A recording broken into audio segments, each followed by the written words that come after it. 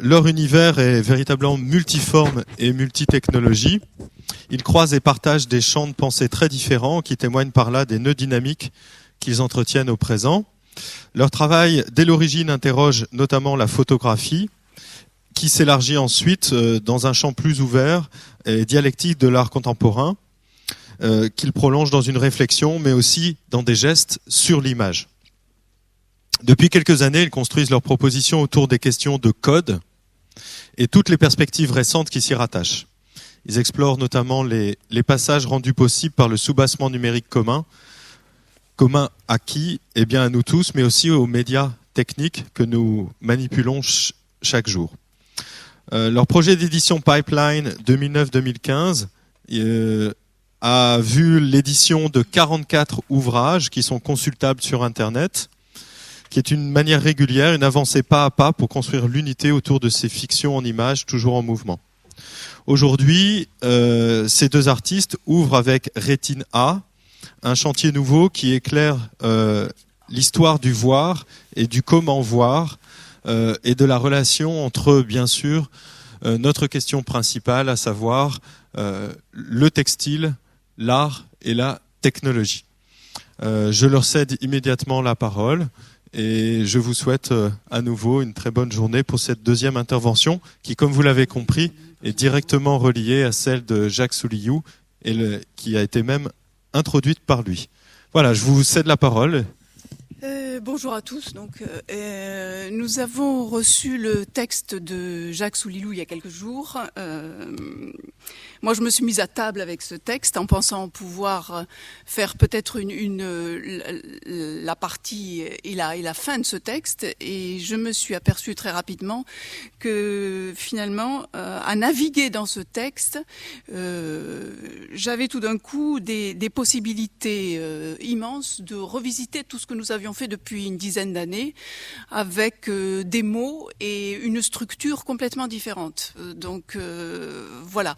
Nous sommes là pour vous présenter le projet Retina. Et ce projet Retina est un projet de longue haleine parce qu'il a commencé dans les années entre 2010 et 2011, c'est ça à peu près, 2010-2011. Avec des perspectives qui venaient du début des années 2000, 2004, 2005, mais qui n'avaient pas un rapport évident avec ce qui s'est passé en 2011. Et en plus d'être un projet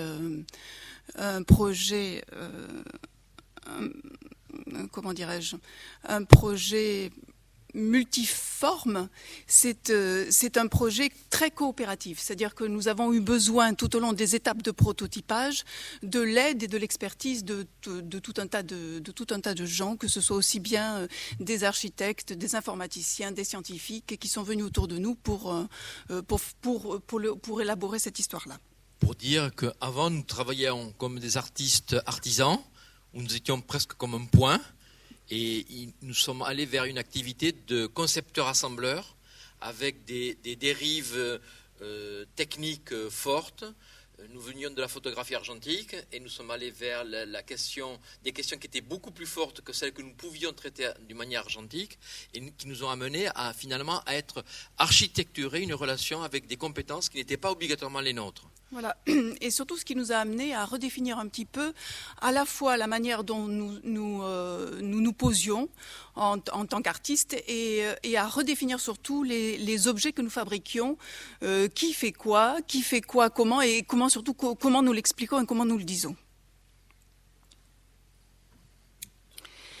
Alors, pour essayer de définir en quelques mots ce qu'est Retina, il s'agit d'incorporer des flux d'informations dans un textile. On pourrait le dire différemment, inventer en quelque sorte la possibilité d'un écran tissé. Alors évidemment, c'est pas nous qui l'avons inventé, hein. Ne serait-ce que France Télécom il y a passé quelques années. Mais ce qui est à notre actif, ce n'est pas donc l'invention de cet écran tissé, mais nous le portons aujourd'hui dans une dimension qui me semble très opérationnelle, pas simplement et pas du tout pour la pub, mais très opérationnelle sur la pensée. C'est-à-dire que avec cet objet fabriqué, nous avons été obligés de repenser radicalement l'image en essayant de saisir les seuils, les codes de visibilité qu'elle nous permettait, en étant obligés finalement de saisir le mouvement comme une forme possible. Et puis nous avons été obligés aussi de revisiter les compressions natives, que ce soit celles de la photographie, du GIF, du cinéma, etc. Donc ça a été vraiment un bouleversement radical.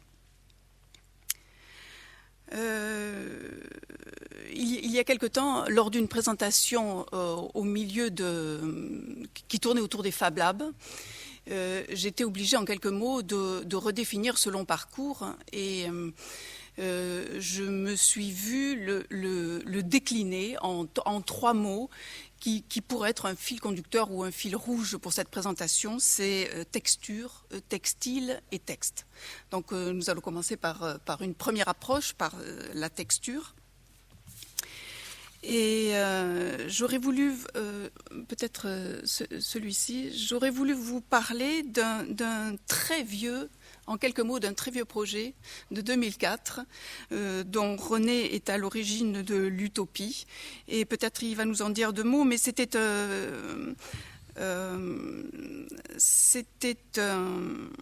un principe de recouvrement général. Oui, c'était à propos d'un opéra qui nous avait été proposé, dont la scénographie nous avait été proposée par un musicien américain qui entre-temps est mort, sur un moment très particulier qui s'appelait Carlotta, qui est Charlotte de Reine du Mexique, qui était un opéra. C'est d'abord une folie par rapport au monde, je dirais, lilliputien des photographes, qui font tout en 24-36 au centième de seconde. Et un opéra, c'est 25 mètres de large, 15 mètres de profondeur, 10 mètres de haut. Ça dure 3 heures, ça hurle.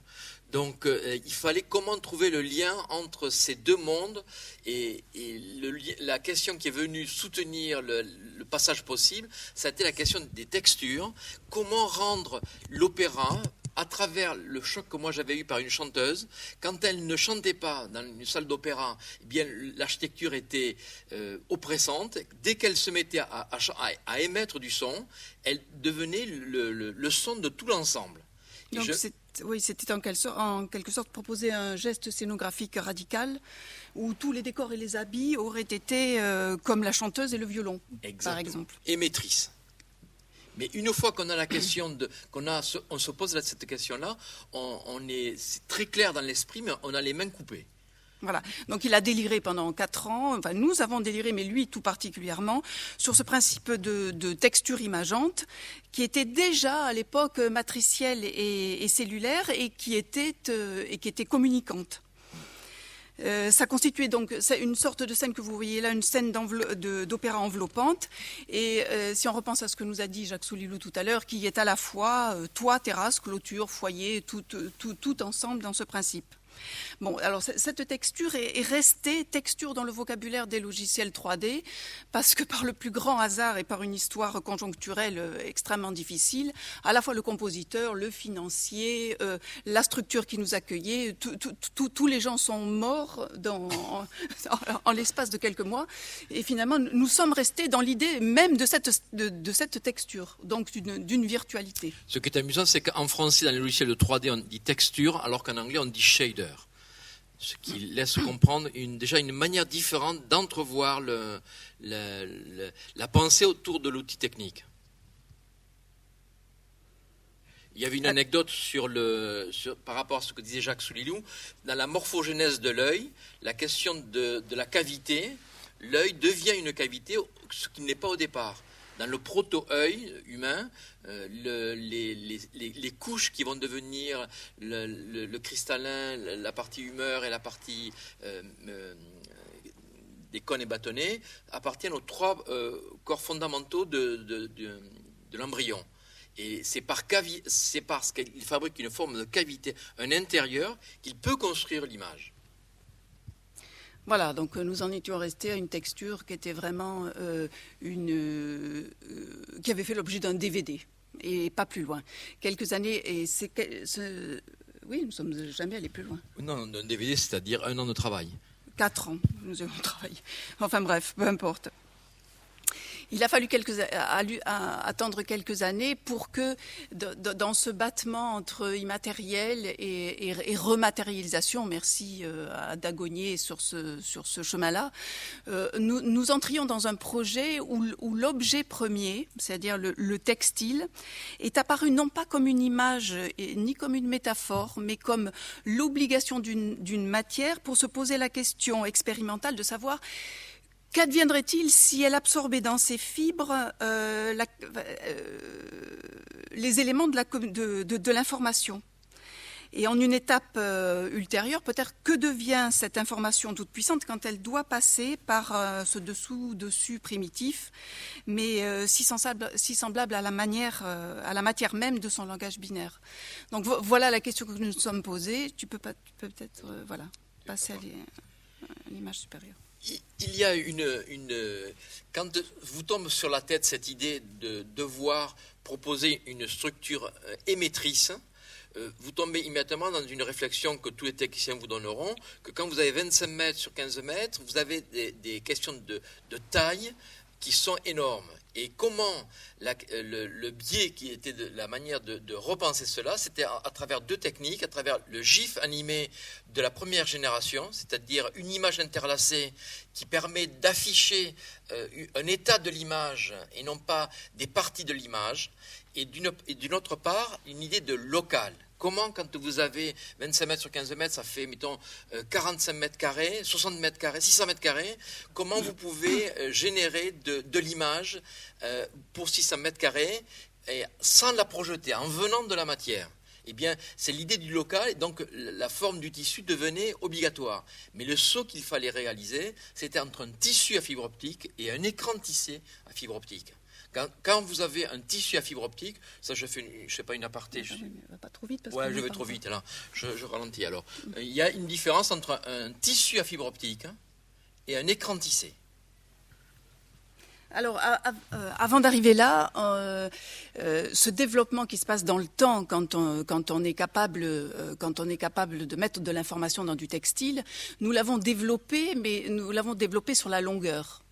Ce qui était possible avec l'aide et le soubassement de petits programmes d'automates cellulaires qui nous permettaient d'inscrire dans les fibres, au fur et à mesure des rangs, d'inscrire dans le tissu une espèce d'iconographie nouvelle qui était régie par des lois très très simples et qui nous permettait d'obtenir des espèces d'hypermotifs à peine décelables. Donc tu peux passer l'image. Voilà. Et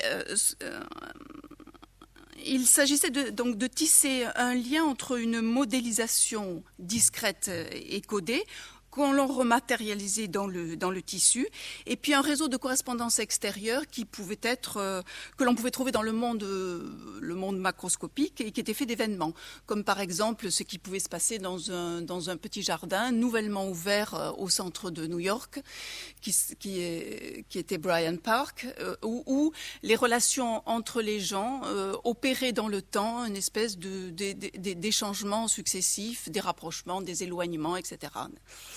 Voilà, que nous avions essayé de modéliser au travers de petites règles très très simples qui étaient ensuite développées dans les textiles. Cette idée de petites règles revenait à cette question de si vous avez 600 mètres carrés et que vous ne voulez pas avoir une genre de programmation, on va dire stalinienne ou gurskienne, eh bien vous allez vers des questions de local et de petites actions. Et c'est à travers la génération de petites actions locales que vous allez générer une surface beaucoup plus grande, mais qui va être complexe. Dans la complexité n'est décelable que si on la laisse se développer aussi, dans les dimensions qui sont quasiment des dimensions industrielles, donc tout à fait proches du tissu. Et ces développements-là, nous avions aussi essayé de les instaurer dans des cellules, dans des sortes de groupes sociaux beaucoup plus repérables, des maisons de retraite, par exemple, avec lesquelles nous avons travaillé, et pour que, en fait, les objets produits et où s'inscrivent ces événements puissent être en parfaite compatibilité. Alors là, il s'agissait par exemple d'un groupe de femmes qui crochetaient. Donc, elles passaient des moments ensemble de manière régulière à crocheter et donc se tissaient entre elles tout un tas de relations, de tuteurs à plus fragiles, etc. Que nous avions de même modélisé et nous leur avions proposé sous forme d'automates cellulaires, c'est-à-dire de parcelles d'automates cellulaires ou de versions successives d'automates cellulaires, finalement les dispositions dans lesquelles elles étaient et ce qui se passait entre elles. Et elles ont crocheté des petits carrés, vous savez, ces petits carrés que l'on assemble ensuite pour faire des couvertures ou des dessus de lit, etc. Et elles avaient fabriqué ça, c'est-à-dire se tissant elles-mêmes leur propre comportement modélisé. Et elles ont eu accès comme ça à un niveau presque de sciences et de mathématiques qui était complètement, qui les débordait totalement, mais en même temps qui opérait cette rematérialisation intense au travers de ce tissage. Voilà. On peut se poser la question de comment avons-nous fait le saut entre cette question de cette grande surface qui doit être organisée localement et le tissage. Et elle s'est faite parce que c'est la seule, on va dire, le seul type de matériau, le seul type de technique qui est capable de pouvoir recouvrir de grands espaces tout en étant souple et pouvant se porter sur le corps. Donc c'est là où le tissu devient. Mais nous tombons sur un lieu où nous sommes quasiment incompétents. Et c'est grâce à la rencontre de quelqu'un comme François Roussel, qui est l'inventeur du logiciel qui s'appelle Poincaré, qui commande des machines à tisser, essentiellement type jacquard, que nous avons pu franchir un pas technique complexe.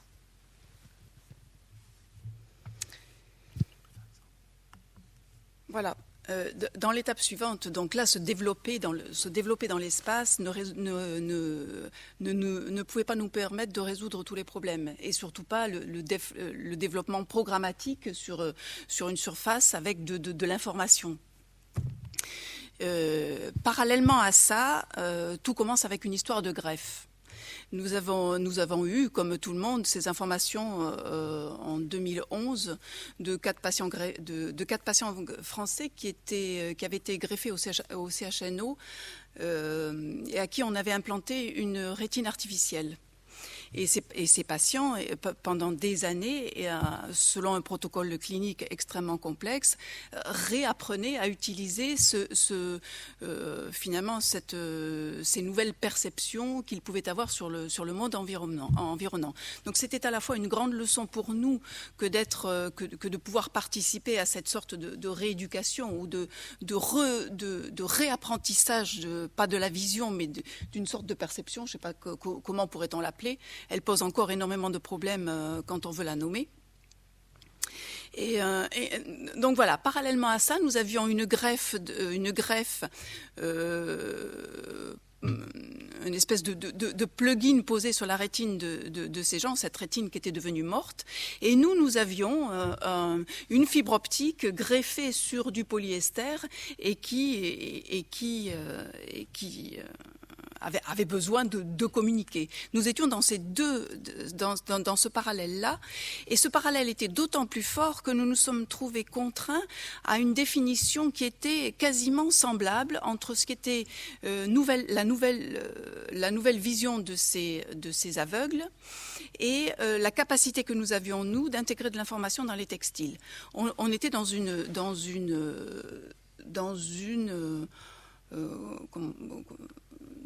précision qui était de 9 multiplié par 13 pixels au grand maximum et qui était aussi la leur. Hein. Oui, la surprise qui a été à la fois la nôtre, c'est quand nous nous sommes adressés au tissu et que nous avons voulu transformer ce tissu à fibre optique en écran tissé, c'est-à-dire un écran, c'est une surface qui peut être découpée en long et en large, et vous allez avoir des cellules. Ces cellules, dans un métier jacquard, la fibre optique va de gauche à droite et il ne peut, mettons, avoir, je vous donne un exemple, que 10 fibres optiques par centimètre. Si vous faites un tissu fibre optique, ces 10 fibres optiques vont pouvoir être utilisées d'une manière univoque. Vous faites un motif d'une manière ou d'une autre. Si vous voulez avoir, mettons, ne serait-ce que 2 pixels dans la largeur du tissu, eh bien, il y en aura 5 qui seront sur le pixel de gauche et 5 sur le pixel de droite. Et donc, si vous voulez si vous êtes avec 2 pixels de hauteur, vous allez me dire, on est vraiment dans la proto, on ne peut pas dire vision, on dirait dans la question de comment le corps traduit l'apparition de la lumière. Donc on n'est pas vraiment là dans la vue. Mais si on augmente vers 5-10 pixels de hauteur, eh bien on a ce qui est déjà énorme, c'est-à-dire que vous avez 10 tissus sur un tissu. 10 pixels, c'est-à-dire 10 fois la quantité de fibres optiques qu'il faut pour un tissu. Et vous ne pouvez pas aller, aujourd'hui, le métier jacquard ne permet pas d'aller au-delà. On a fait 9 par folie au départ, sans savoir, mais on avait de gros problèmes techniques. Donc nous sommes descendus à 5 et on a une forme d'aisance. Et c'est là où nous avons retrouvé la familiarité, nous avons une grande familiarité avec ces implants oculaires, parce que ce n'est pas exactement des rétines, ce sont des implants oculaires qui sont mis au fond de l'œil de personnes qui ont déjà vu. Et ces implants oculaires, dus à la question technique de l'œil, on ne peut pas faire un trou de plus de 8 mm dans la surface de l'œil. L'implant ne peut pas mesurer plus de 8 mm dans sa plus petite distance. Et quand on dit 8 mm, c'est l'implant plus les fils et les alimentations qui vont avec cet implant. Bon. Et une fois qu'on a ça, eh bien, on se retrouve finalement... On est dans une immense difficulté de part et d'autre, parce que eux ne voient pas et nous bredouillons. Et nous n'arrivons même pas à ce seuil, comme disent les médecins qui s'occupent de ces personnes greffées, nous n'arrivons même pas au seuil de l'émotion. Le seuil de l'émotion étant certainement celui, pour nous, auquel on accorde du sens quand nous percevons quelque chose.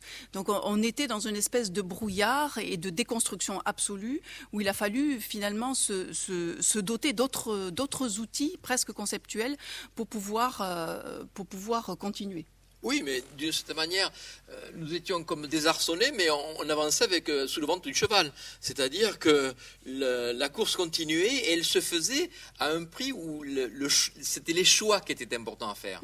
Qu'est-ce qui vous arrive que devez-vous faire quand vous devez tout perdre et qu'il reste très peu à garder ? Alors le problème, c'était de faire rentrer la complexité du monde à l'intérieur de cette si basse définition. Et pour ça, effectivement, on y va à tâtons. C'est-à-dire, on élimine, qu'est-ce qu'on garde, le mouvement. Tout d'un coup, le mouvement apparaît parce qu'il devient plus qu'un critère dans le visible, il devient un critère extrêmement important. Et donc, voilà. Ça, ce n'est pas un film qui nous appartient, mais c'est une commande de stimulation de l'implant et qui vous montre à peu près ce qui va advenir... Il faut vous dire, le dispositif qu'avaient ces personnes, c'était une webcam avec un ordinateur porté dans la lunette qui réstimule cet implant qui est au fond de l'œil. Et ça, c'est donc une stimulation. Ils avaient fait pour nous, parce qu'à l'époque, on avait un écran de 9 par 13.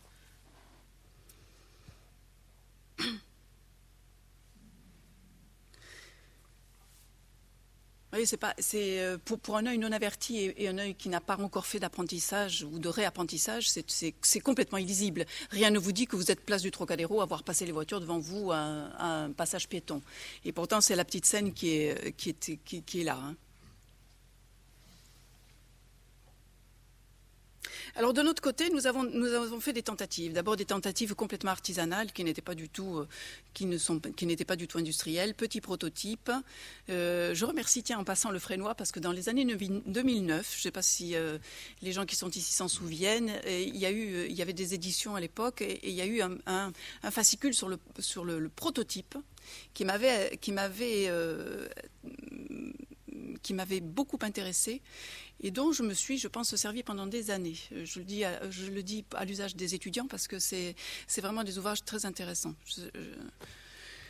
Voilà. Là, vous avez une double vue, le tissage traditionnel sur métier à tisser fait à l'ENSAD, aux Arts Déco à Paris, avec en bas à gauche la matrice de LED qui servait à venir se connecter en bout des jolies couleurs des fibres optiques qui sont en haut de l'écran. Donc il y a un schéma, il y a le tissage proprement parlé, et il y a le montage en chaîne des LED.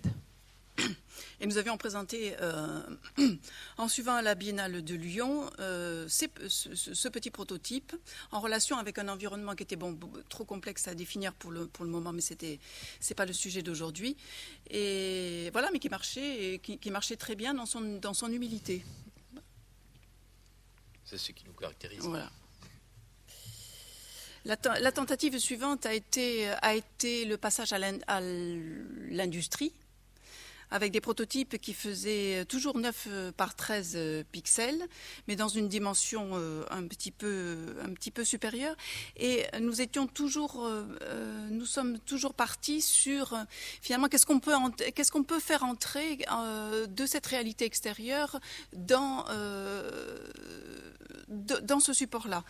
Et nous avons fait des choix qui étaient des choix de filmage de l'extérieur, de petites scènes extrêmement quotidiennes dont la dimension était presque tactile, c'est-à-dire que l'on pouvait toucher.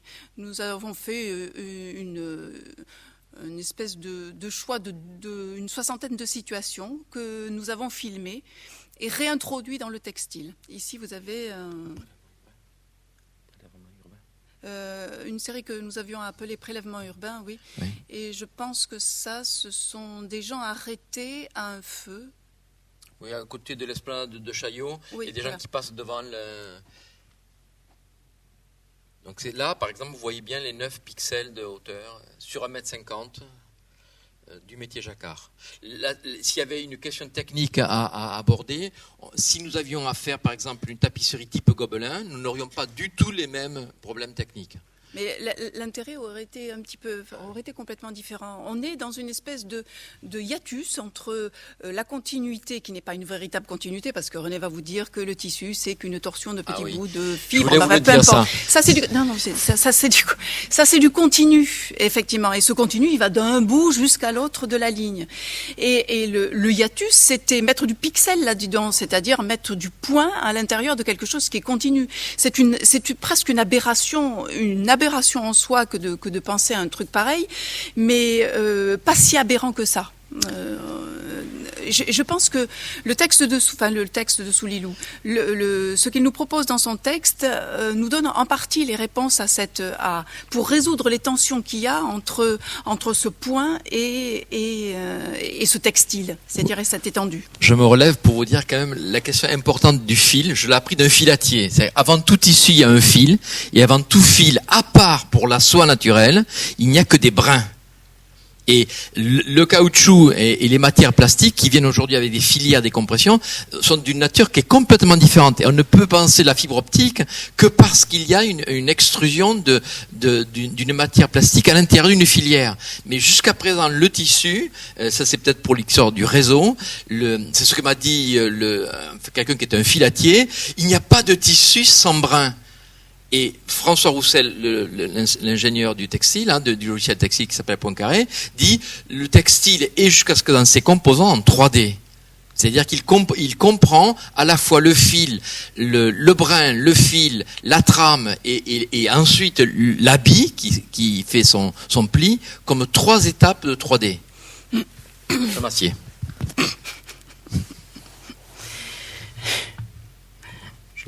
La suite de l'histoire, c'est une histoire de décadrage finalement. C'est-à-dire que cette proposition qui était, même si nous avions dépassé le cadre artisanal, c'est-à-dire du petit 45 multiplié par 60 cm, pour passer à quelque chose qui avait toute l'ampleur que nous voulions, nous étions quand même dans une espèce attaché à une forme tableau qui n'était pas complètement satisfaisante et assez inadéquate avec les outils nouveaux ou ces idées nouvelles que nous avions. Et nous sommes passés à quelque chose qui était plus de l'ordre du continu, c'est-à-dire du support qui n'a pas de bord, qui a des bords imposés par l'industrie, oui, parce qu'on est dans une laisse d'1,50 m, mais qui au fond nous permet tous les développements possibles dans au moins une des dimensions. Oui. Et avec ce... Non, oui. Dingue, hein. Non, c'est amusant parce que je voudrais vous en parler de l'image où il y a les deux. Donc, moi, vous me poserez une question après. C'est fou. Donc, avec cette proposition de quelque chose qui ne se borde pas, ou qui ne se borde pas au moins dans une dimension, vient ce dont vous a parlé Soulilou dans la dernière partie de son oui, son texte, c'est le lien que nous avons fait avec le cinéma. En gros, il nous fallait une accroche, il nous fallait un cinéma des origines pour pouvoir en parler. L'année dernière à Marienbad, évidemment, s'y prêtait absolument parce que c'est un film qui nous parle à la fois d'architecture, d'intérieur, d'extérieur, avec de magnifiques plans qui se développent sur des architectures baroques qui n'arrêtent pas de créer du motif, de s'entremêler avec la fiction qui va s'y dérouler, qui est une fiction minimale. Et si vous voulez, dans la mémoire de quelqu'un qui a vu ce film dans les années 80, c'est moi, à l'origine de ma perception du cinéma, si vous voulez, il y a eu dans ma mémoire un résumé qui s'est fait par noir, blanc et intérieur-extérieur. Alors, effectivement, je m'y suis jetée dessus sur ce film comme pour nous rassurer sur finalement ce que nous avions à dire avec notre textile. Voici résolu dans la dimension que nous pouvions introduire dans le tissu, la scène première où il y a un spectacle sur une scène de théâtre, et vous avez un long plan qui va faire défiler tous la tête des spectateurs et leur fascination pour ce qui se passe sur la pièce de théâtre. Sur la scène de théâtre, je veux dire. Le projet Retina montre à la fois ce qu'on pourrait appeler une compression donc de ce monde sur une résolution qui paraît minimale, mais qui est la résolution maximale de notre tissu, et en même temps un redéploiement de ces images-là sous forme cinéma, parce que je voulais vous faire une autre incise, c'est que les patients implantés sont plus près de la perception de ce qu'on appelle des flux lumineux que de formes pixelisées. Même si l'objet qui les stimule est une matrice de 6 par 10. Pourquoi ? Parce que, en fait, le 1 de la matrice est égal à 100 000 de cellules de vision. Donc, ce qui veut dire que quand on se rapproche du biologique, du moins dans la vision, la notion de flou ou la notion de richesse d'information dépixélise l'image que l'on voit. Donc on a eu toujours cette espèce de tentation de effectivement rematérialiser, remettre dans le tissu ce qui pouvait être mis dans le tissu, et en même temps essayer de le déployer de manière cinématographique en lui redonnant une dimension, mais qui est une dimension presque fantomatique, où il ne reste que les fantômes. C'est-à-dire qu'on a enlevé tout ce qu'on a pu enlever, et malgré tout il reste, et c'est ces traces-là qui deviennent de manière parallèle, parce que dans les installations que nous avons proposées ou que nous proposerons, il y aura ce double aspect, il y aura effectivement ce développé textile, mais il y aura aussi des projections vidéo qui feront état de ce redimensionnement de ce qui a été obligé de passer dans le chat de l'aiguille et qui nous a permis de fabriquer ces tissus. Et pourquoi Parce que ça avance. Non, ça, je ne veux pas que ça avance, moi. Donc voilà, il y avait des questions qui se posaient et qui là font écho de manière très intéressante à ce qu'on a entendu de Jacques Soulilou tout à l'heure. C'est-à-dire, on s'est toujours posé la question de manière presque pulsionnelle de se dire, il nous manque l'architecture là-dedans. On a un propos, effectivement, de gens d'image. Il nous reste que 5 minutes ? Oui. Péta. C'est pour ça que j'avance. Parce qu'il me fait des signaux, lui. Oui, d'accord. Alors... Je dis rapidement. Donc, on a eu besoin de manière pulsionnelle de se dire notre rapport avec l'architecture est un rapport instinctif et certainement très raisonnable. Et plus que raisonnable. On peut pas y échapper. Et la question était de savoir pourquoi.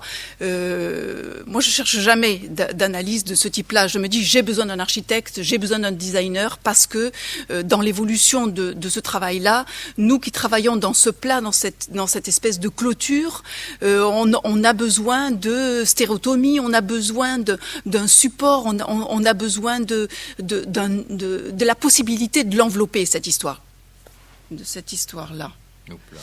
Et finalement, les développés textiles de l'année dernière à Marienbad se sont vus finalement cristalliser sur des structures que nous allons faire enfin que nous allons laisser penser par à la fois des architectes et des designers. Voilà. Mais l'écran Retina en question fait 1 mètre de partie lumineuse sur 10 mètres. C'est quand Maria disait qu'on voulait s'échapper de ce qui pourrait être une notion de format et revenir vers une notion de plus basique de tissu, c'est-à-dire de préalable au format. Et nous sommes allés sur quelque chose de plus long, qui ne rappelait aucun format donné. Voilà. Juste le troisième, très rapidement, le troisième élément qui était déterminant après texture, texte, texture et textile, c'était l'histoire du texte. Finalement, la réduction du monde dans cette dimension-là produit des signes. Et ces signes sont si proches finalement d'un corpus du genre alphabet que le passage finalement au grand LED défilant, c'est-à-dire au texte, à une approche du texte, dans le film converti, je vous parle, qu'on était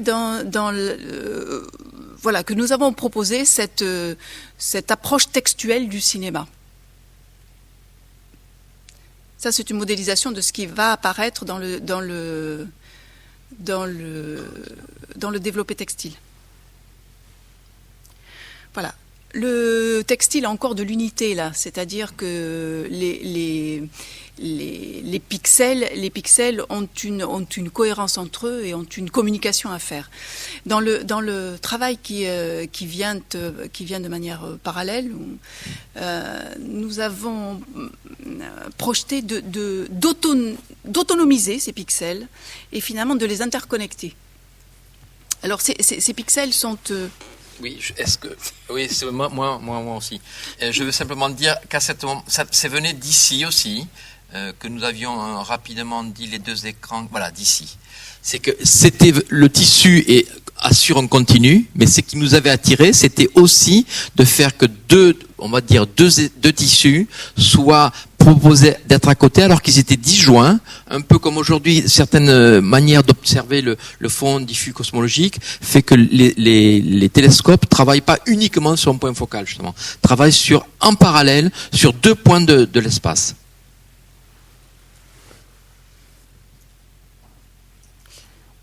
Donc ça c'est voilà, ça c'est une histoire qui appartient à Retina, qui s'appelle Bel Horizon et qui est une espèce d'armée de vestes monopixels. Ces vestes monopixels sont portées par des vrais gens ou peuvent être déposées, peu importe. Elles deviennent des outils propices finalement à des programmations et des installations, donc des performances complètement différentes. Là, elles se plient à un petit automate cellulaire qui a été fabriqué par un laboratoire de Nancy et qui est un programme, une sorte de modèle de synchronisation. Donc, qui fait émerger quelque chose, une apparence synchrone de ces différents éléments, et qui démarre sur un panel de couleurs vidéo, tout simplement. Les automates cellulaires. Je peux donner un exemple? Oui. Cet automate cellulaire de synchronisation pourrait ressembler à ce que nous sommes ici aujourd'hui.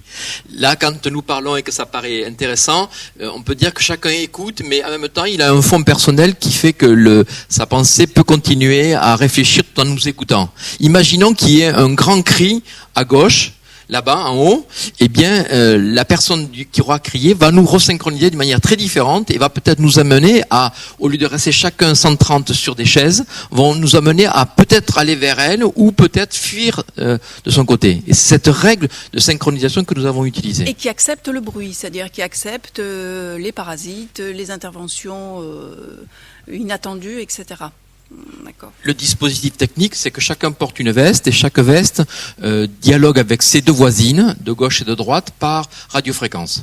Et le porteur de veste ne voit pas dans quel état il est. Il ne peut considérer que les états de ses voisins. Donc il fait des choix, lui aussi. Il fait des choix entre l'état de son voisin de droite, de gauche, et il peut même conserver son propre état. Oui. Ce sont des règles extrêmement simples.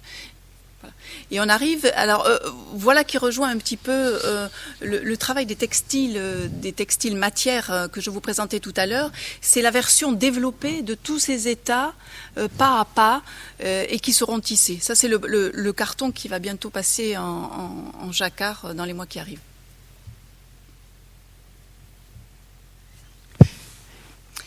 Comme je vous disais que ces pixels pouvaient avoir des fonctions et être programmés pour des choses complètement différentes, nous avons en projet de mettre en format artistique, si vous voulez, les dernières recherches de l'Institut de la Vision. Ces dernières recherches de l'Institut de la Vision, René va peut-être vous en parler un petit peu mieux. Mais oui, voilà. L'Institut de la Vision est une forme de grande entité qui a une vingtaine de laboratoires ensemble qui recherchent, qui font des recherches sur comment mieux voir au futur sur des horizons de 15-20 ans parfois. Et l'équipe que nous avons, qui s'est rapprochée, où nous sommes rapprochés de eux, ils nous ont accepté. C'était des questions qui étaient pas très parallèles à nos histoires. C'était sur eux la vitesse. Les implants oculaires ont patiné au bout d'une quinzaine d'années, car il y a les principes de leur élaboration partaient sur une idée très ancienne de ce qu'est la vision. C'est-à-dire, en gros, la permanence rétinienne, c'est tous les dixièmes de seconde, donc on va faire un implant qui fonctionne de cette manière-là. Et eux avaient une idée que l'œil est déjà la partie avancée du cerveau qui, lui, peut traiter à l'équivalent de 1500 images par seconde. Et donc, notre idée était de proposer des pixels autonomes. Ces vestes qui sont portées par chaque individu devient un des pixels autonomes de cette caméra qui est utilisée par cet Institut de la Vision, qui finalement révolutionne un peu l'idée de qu'est-ce que c'est que voir. Avant, voir, c'est un mini-théâtre dans lequel les choses se passent, depuis Nicéphore Niepce et avant la caméra obscura. Mais aujourd'hui, l'idée de ce laboratoire, c'est de dire qu'en fait, n'est intéressant dans ce qui peut être retenu que ce qui bouge. Et en fait, ils se sont aperçus que l'œil fait un travail, comme on dirait en français, de pre-processing, d'éliminer 80% de l'information pour n'en traduire que 20% au cerveau. Donc on était dans cette définition et cette définition nous intéresse. En gros, pour juste vous expliquer et terminer avec ça, nous proposons une espèce de scène d'amphithéâtre dans lequel ces pixels, à l'instar de spectateurs, seraient en mesure de regarder. Alors on a proposé des films d'action les plus pétards que l'on puisse trouver sur le marché, des blockbusters, et mettre ces pixels devant le film d'action et voir comment il recompose globalement, spectateurs y compris, comment il recompose le film et comment il nous redonne une vision en se servant de ces nouvelles théories et de ces nouveautés dans la recherche de l'Institut.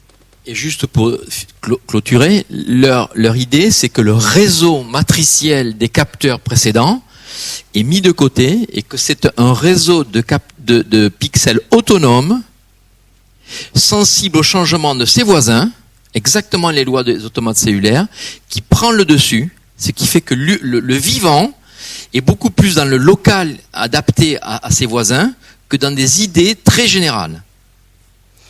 Et puisque nous avons fini, et pour donner la main à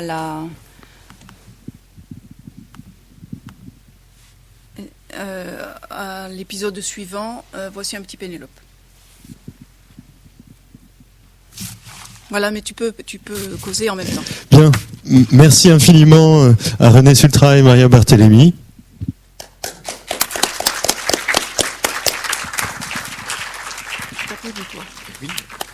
Vous êtes parvenus.